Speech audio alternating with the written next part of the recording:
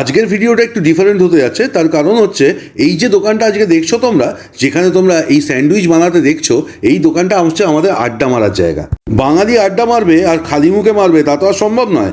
তাই আমরা এই দোকানটায় যাই এবং এখানে চা এবং এদের এই স্যান্ডউইচটা খাই, তার সঙ্গে ডিম টোস্টও খাই। কিন্তু সত্যি কথা বলতে গেলে এখানকার স্যান্ডউইচটা এতটাই ভালো খেতে, তাই ভাবলাম তোমাদের সঙ্গে এটা শেয়ার করলে কেমন হয়। তো আজকে এই জন্যই ভিডিওটা করা।